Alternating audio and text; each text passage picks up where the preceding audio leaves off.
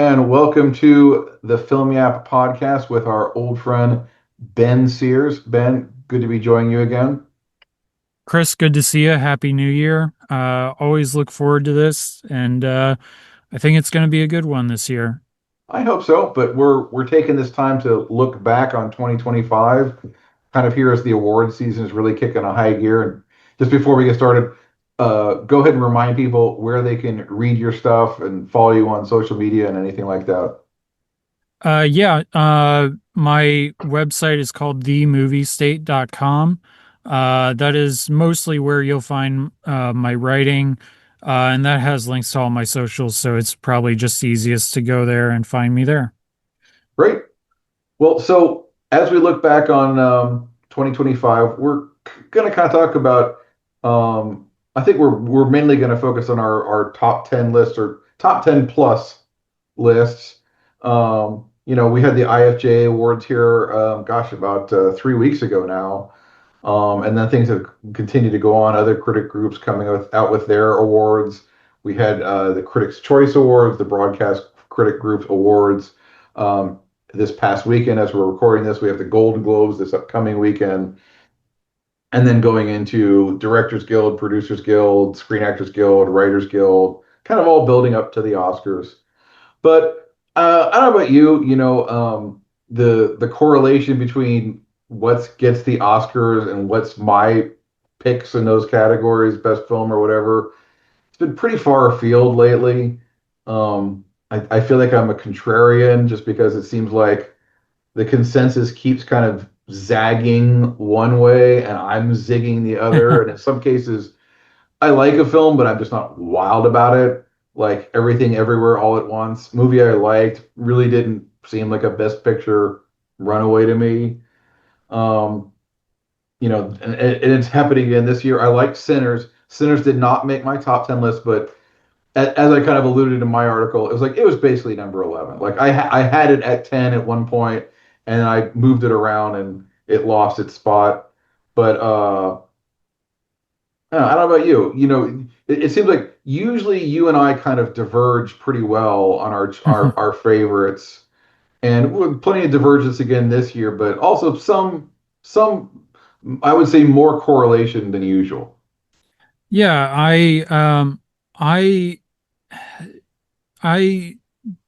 hmm, yeah, this year was an interesting year. It was a very I feel like a very top heavy year in that I had a couple films that I really really loved and then a couple that I liked a lot and just didn't reach that love it, gotta watch it again immediately kind of level.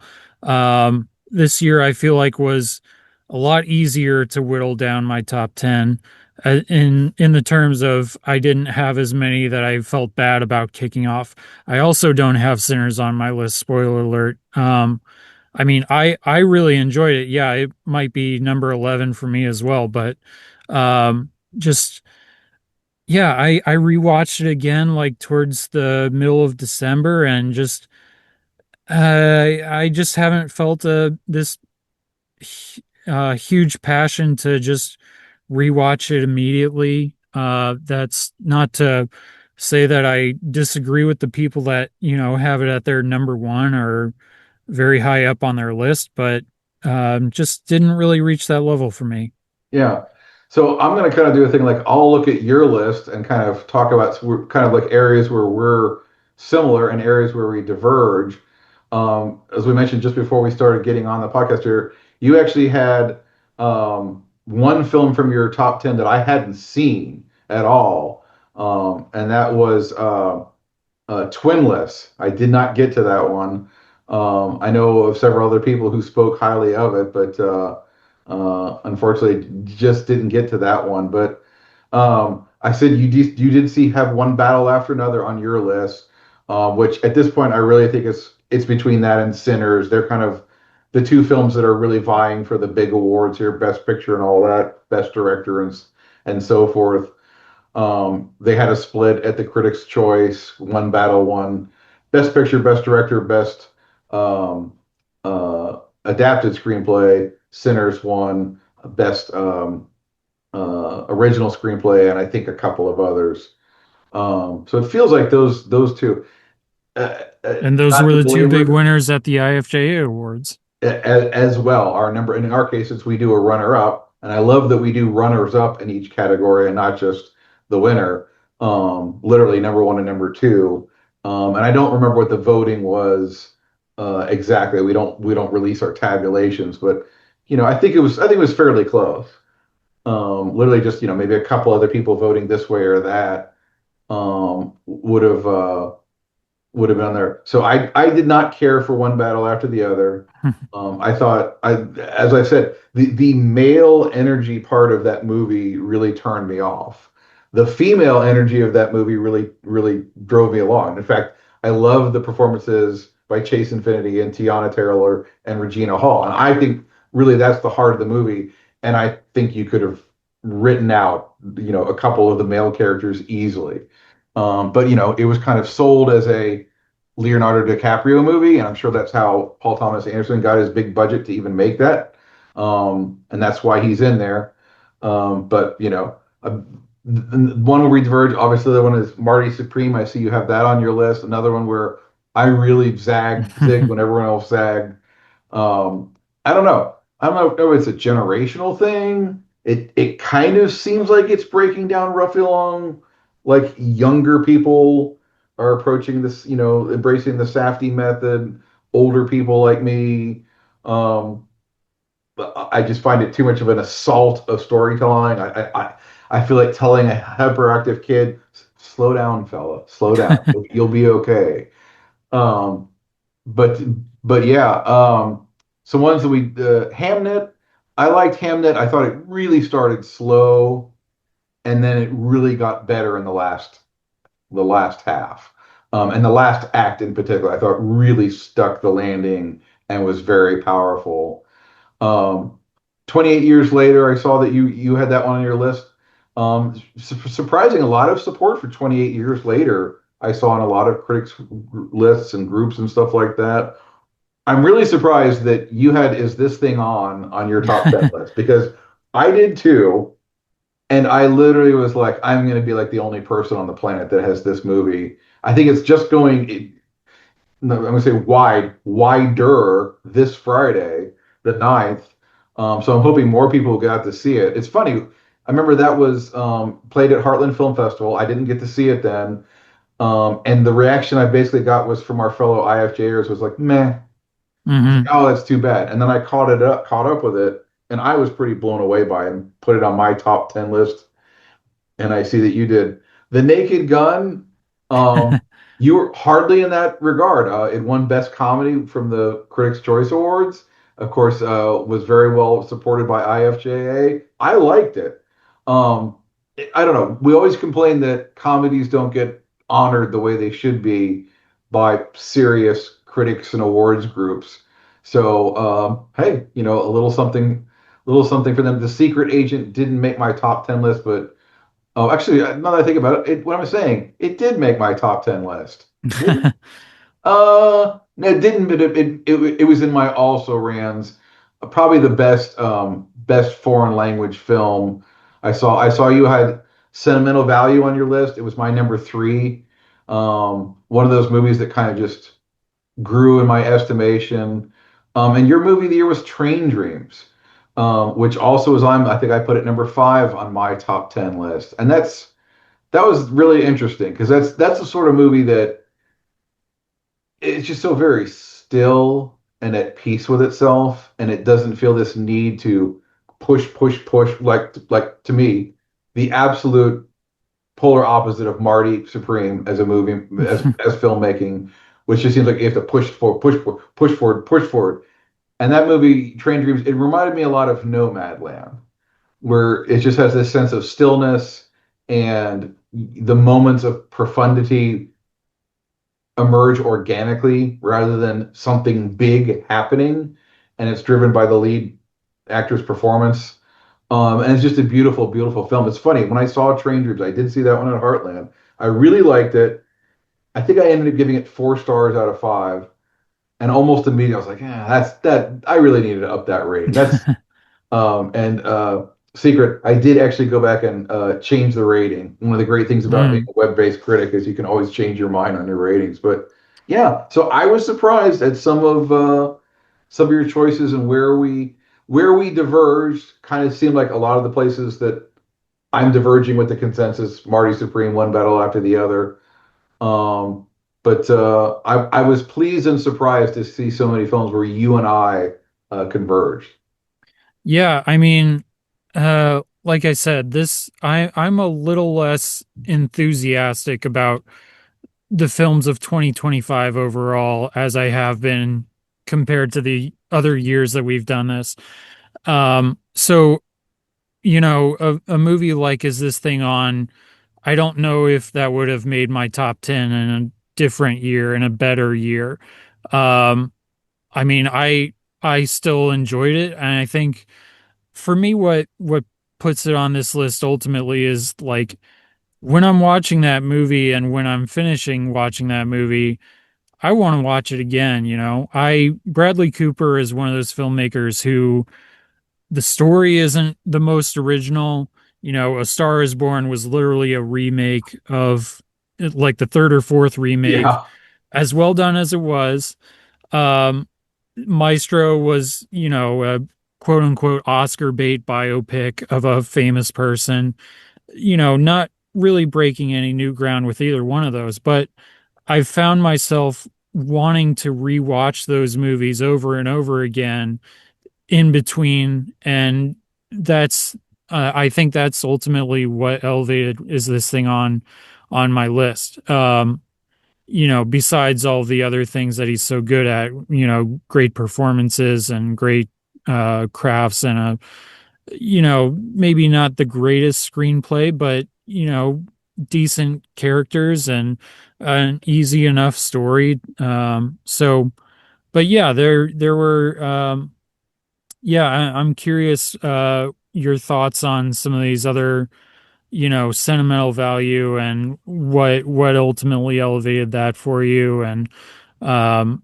of the other ones that we kind of share enthusiasm with. Yeah, speaking about a couple of those, like sentimental value, I mean, obviously it's the performances. A trio, probably really a quartet, I guess you could say, of terrific performances. Um, and it just feels very human and authentic, and it doesn't feel like a movie. Which is a funny thing to say because, of course, it's about, a family of directors and thespians and people in the arts. Uh, and yet I would like to imagine that's actually how people of that ilk interact with each other, and the fracture of the family feels like, yeah, that's exactly how a family can become fractured is when someone is just so focused on their work that it excludes everything else. Um, and it just, I mean, it felt so real to me. And is this thing on? Will Arnett, an actor mainly known as a comedian, voice actor, all that kind of stuff, does host the Lego contest TV show, which I'm forgetting the name of it. But I mean, that's his reputation. That's his star persona is a funny, glib, unserious guy. And so to see him just absolutely ground this performance, which is about a guy who becomes a stand-up comedian, ironically enough, and yet he's not really one of those like ha ha stand-up comedians. He's more observational. Yeah. Um, like really, he gets into it almost as like therapy. So again, just felt very, very real, very organic. Laura Dern, terrific. Laura Dern's one of those, actresses. She's never bad, and she always elevates whatever material she's in. So when she's in good material, she makes it great. Yeah. Yeah, I think I you know I don't really set out when I'm making my list to put some kind of a theme together, but I think when I'm looking at it overall, I think one of the main things that kind of connects them all is like the surprise factor. Like, for example, 28 years later, I had no inclination that that movie was going to be any good. I am not a fan of the previous two films in that franchise. I mean, they're good, but I wouldn't say, I haven't been in them in the ground floor. So I kind of just saw it 28 years later on a whim because I had heard that it was good, and man, it's one of the most moving movies of the year. It's a zombie horror movie. It's a coming of age drama. It's about toxic masculinity. It's about Brexit somehow. It's got this deep lore about, this made up virus, and it's just really well done and really thoughtful. And I never saw that coming. Same with sentimental value. Like I Joachim Trier, The Worst Person in the World, his previous film, that's one that I respected more than I really loved it. I can definitely recognize why people love it so much, but I just couldn't reach that level. But sentimental value for me just fully elevated that, and just really took me by surprise by how thoughtful and how engaging the characters were. And it's this kind of not really basic story about a family or inherited trauma, but there are these little details that he throws in that are just really thoughtful and just really elevate the whole thing for me. Yeah.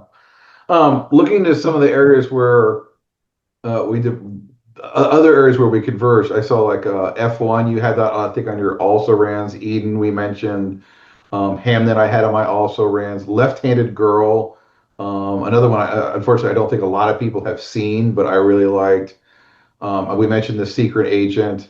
I can't remember. Did you have Sorry Baby on your list? I don't think you did. No, that's when, like, every year there's at least one or two films where I kind of catch them a little late in the game, and I'm, in the awards crunch and the end of the year crunch. And maybe if I had seen it earlier in the year or when I was a little less stressed out, I would have enjoyed it a little more. Again, it's one that I definitely respect, and it's incredible for a first film, but just wasn't It's material that would make my list. it's rough around the edges. It's like you see a lot of kind of like fresh, rookie filmmaker mistakes in there, but it had a lot of energy. Song Sung Blue, I really liked. It's cheesy, it's schmaltzy, and it's meant to be. And a couple other ones I had Blue Moon. Richard Linklater seems like he's making like three movies a year lately. I don't know what's going on with him. Terrific performance by Ethan Hawke. I had House of Dynamite, just sort of like very standard material, but shows you how a terrific director like Catherine Bigelow can really elevate it. And Jumping back to my top 10 list, I had a few on there that even when I put them on there, um, again, I'm like you. I don't go with an agenda of say like I'm going to put a bunch of films from out of left field just to show how eclectic and different my picks are compared to everybody else's. I hate that kind of thing. And honestly, I can look at some critics' lists and I'll see a couple on there. I'm like, you pick that just because you know that 99 out of 100 people are going to scratch their head and go, I've never even heard of that movie. Yeah, I feel like I've seen a couple of those as well. That I feel like I've heard of just about every movie that comes out in a given year, and yeah, there are inevitably at least a couple critics that put one or two, and then that maybe played a local film festival or something, and they were. It feels like they might have been like the only people that got to see it. So. Yeah.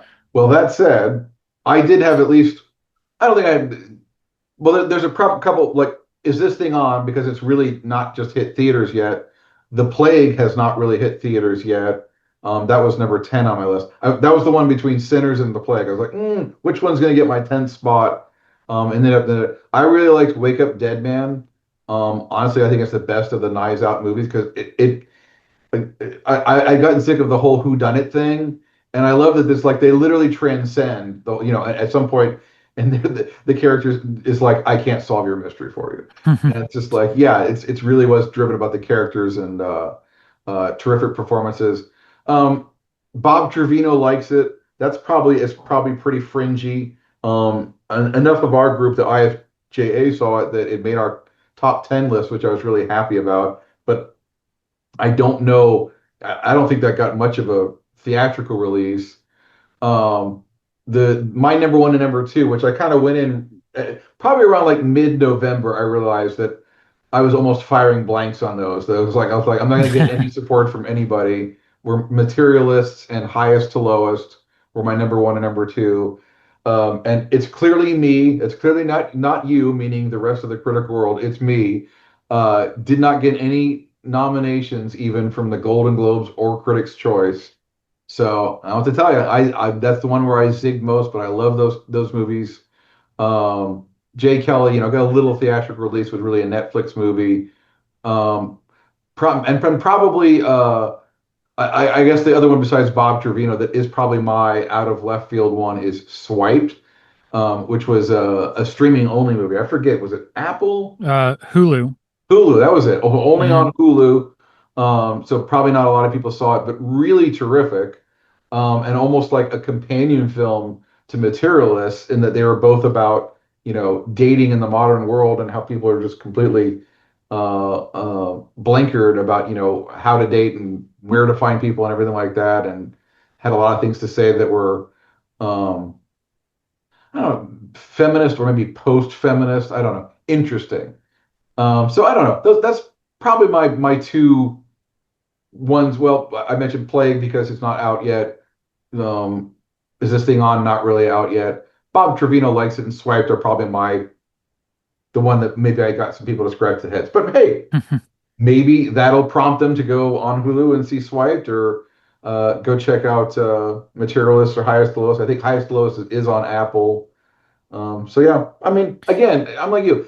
As I said in my article, I likes what I likes, and I do not apologize for it. I don't go with an agenda of I don't have any documentaries in my top 10 list, or I don't have enough films made by minority filmmakers on my list. I don't do that. I literally just say, I mean, literally, I'll sit there and say, like, I'll make a master list of all the films that I gave like 4.5 stars or above to.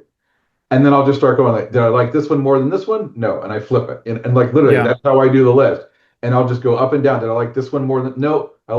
That's where I got down with the Sinners and the Plague. Did I like Sinners more than the Plague? No, I didn't. So I flipped them. And that's how I get to my list. Yeah. Yeah, do whatever works best for you, everybody has their own methods. I will say, I went out of my way. I live on the southwest side of Indy. I went all the way to Noblesville to see Highest to Lowest. And for those that aren't familiar with Indy geography, that's a pretty lengthy drive because I love Spike Lee. I enjoy his films, and I was excited for this, even with the kind of modest reactions after it premiered at Cannes.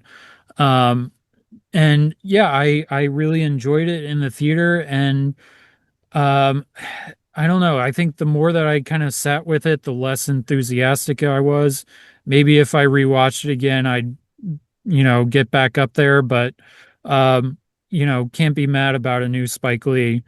Materialists, I feel like there was a lot of like performative anger at that movie or people who were performatively dunking on it because they didn't like it, and I don't get that. I think a lot of it is Dakota Johnson. I think a lot of critics loathe her. Mm, For whatever reason. Maybe because, she's like, an original Hollywood Nepo baby. Um, Maybe because she kind of, she got her start really in filmmaking with those Shades of Grey or whatever it's called, kind of vaguely exploitive films. right. She's made some interesting and daring choices. Um, For the record, I really liked her in that movie. I liked all three of them central performances. I think, at least for me, the screenplay was what was kind of lacking for me. So, but you know, can't be. I liked it. I didn't love it. I also didn't hate it, as so many other people seem to. So, I thought, and I said this in my review, and I thought it was the truth. I thought it was the honestly the best performance I've seen from Dakota Johnson, Chris Evans, and Pedro Pascal. I can't think of anything I've seen them in where I thought they did better work. And Dakota Johnson, I don't think she's a great actress. I think there's like a certain remove. Uh, let me put it this way: I always feel like I feel her acting.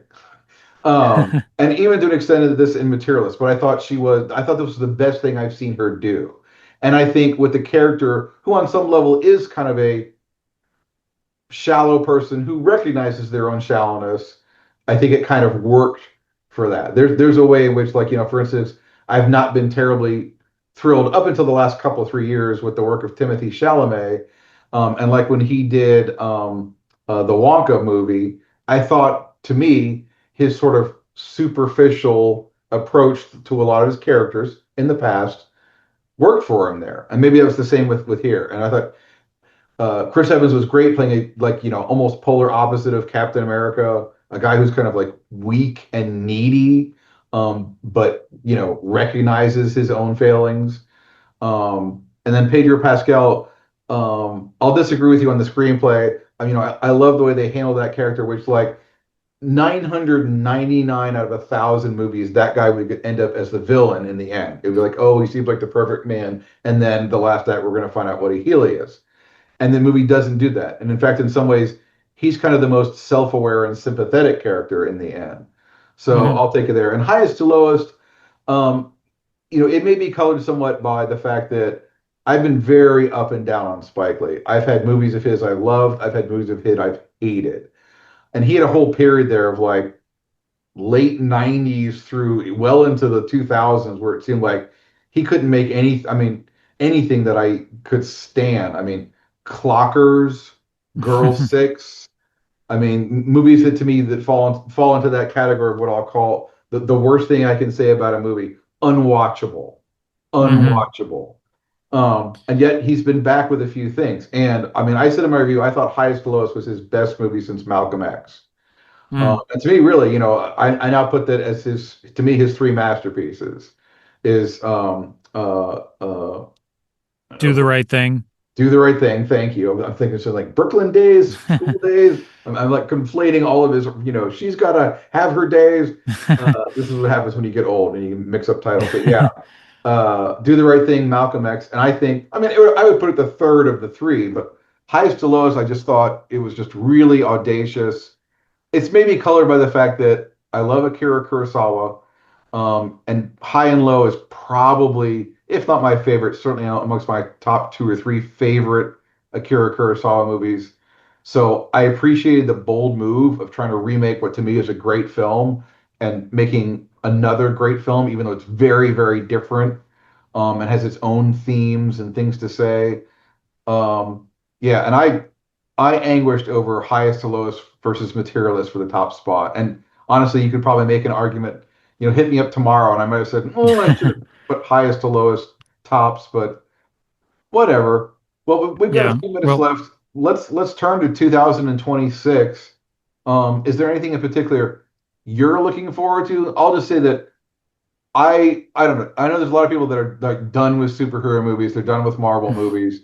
I'm not. I'm like, it's like saying I'm done with comedies or I'm done with zombie movies. As long as they're good, I will continue to have an appetite for them. So I'm hoping the Marvel movies will see an upswing.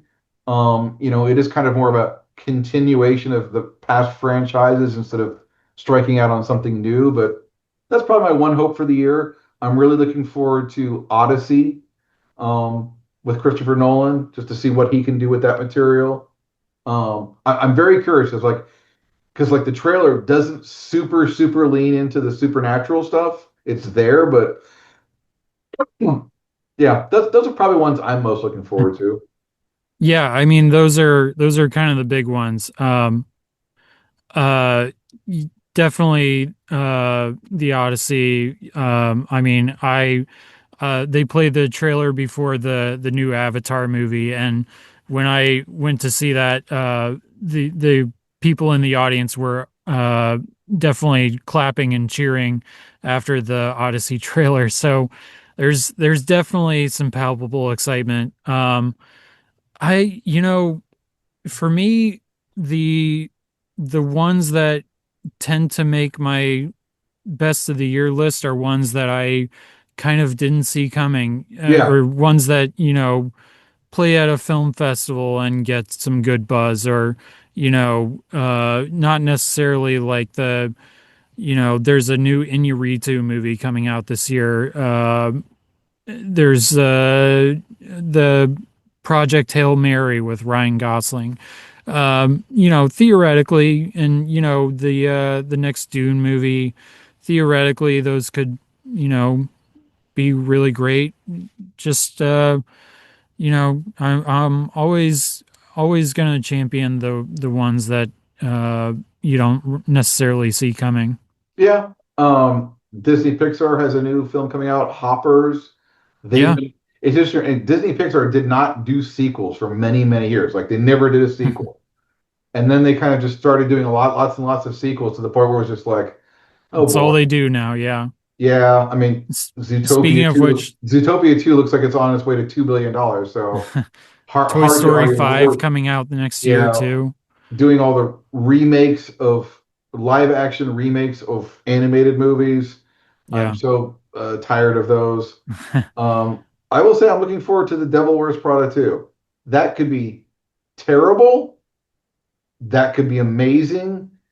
But to revisit such an eclectic film 20 years later, um, and bring back the whole cast. I'm just I'm impressed at the bar they set for themselves. Yeah, I mean, I'll be honest, the original Devil Wears Prada is one of my biggest blind spots. I will watch it before the new one comes out. But I would be remiss if I didn't mention these two. One, there's a new Spielberg coming this summer. The trailer looks pretty awesome. But also, kind of bringing it back to the top 10, there's a new 28 Years Later movie coming out like later this week. So, I mean, again, if you would have told me this time last year that 28 Years Later would have been not only in my top 10, but like my number one movie of the year for most of the year, I wouldn't have believed you. But I'm here for whatever they do from here on out. So, All right. Well, looking back on 2025, looking forward to 2026, I'm not one of those people that likes to rag on the year, like, oh, that was a terrible year. It felt like to me about an average-ish movie year. I had two movies that I really loved. I probably had another 10 or 12 movies that I adored, and then probably another dozen or so movies that I really liked a lot. So, hey, I'm the naysayer on Marty Supreme in one battle after another. That's okay. We like what we like, and we're not here to be contrarian just for contrarian's sake, but also not to follow the crowd just to do that.